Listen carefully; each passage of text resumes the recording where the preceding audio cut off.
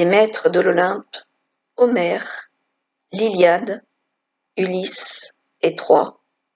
Exposition au Musée d'Art et d'Histoire de Melun du 19 septembre au 14 février 2021. À découvrir autrement depuis chez vous en 5 épisodes. Aujourd'hui, épisode 1, Homère. Je m'appelle Homère et je suis aveugle. D'ailleurs, mon nom signifie aveugle dans un des nombreux dialectes de la Grèce antique. Je suis le poète le plus célèbre du monde méditerranéen. Mon œuvre, en 2 parties, l'Iliade, puis l'Odyssée, est composée chacune de 24 chants. Je serais né au IXe siècle avant Jésus-Christ et mort dans l'île d'Ios. Je suis vu ici en buste, la tête ceinte d'une bandelette.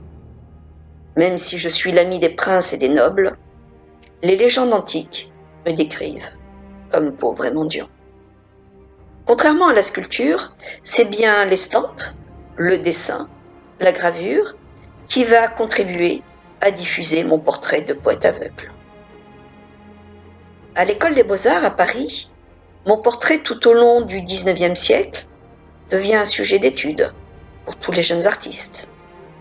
Je suis ainsi proposée comme sujet au concours des Grands Prix de peinture en 1834, au concours d'esquisses peintes de 1855, au concours d'architecture de 1844 pour un monument à Homère et au Grand Prix de sculpture de 1875. Un de mes plus fidèles portraitistes reste le jeune sculpteur Henri Chaput, né au mai en 1833, qui me figure chantant mes vers avec ma lyre chez l'armurier Titius à Néontikos, dans la colonie de Syme, dans un décor d'une grande précision archéologique.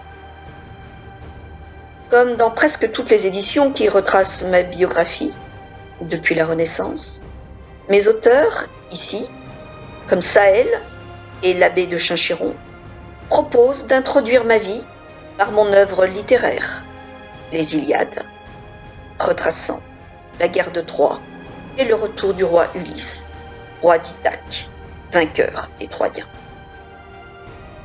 Vous m'admirez depuis toujours, mais savez-vous que cette admiration ne tient pas seulement à l'Iliade et l'Odyssée, mais à ma légende construite par mes biographes à partir d'une douzaine de textes grecs, les plus anciens remontant aux environs du IIe siècle avant Jésus-Christ.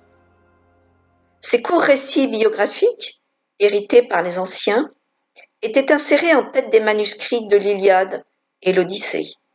Le plus connu de mes biographes reste Plutarque. En réalité, il n'est pas certain qu'il s'agisse réellement de Plutarque. Aujourd'hui, on parle plutôt d'un pseudo-Plutarque. Sans mes muses, je n'aurais jamais été poète. Elles m'inspirent et me guident. Ce sont elles qui me parlent à travers ma lyre. Il y a d'abord Calliope, mère du poète Orphée, épouse d'Apollon, qui préside à la poésie. Clio, qui chante la gloire des guerriers à l'aide d'une lyre comme moi. Euterpe, déesse de la musique, qui s'entoure de multiples instruments de musique, comme des trompettes, guitares, sithares. Ce sont leurs voix que j'entends et qui me permettent de conter l'épopée de la guerre de Troie à découvrir dans un épisode prochain.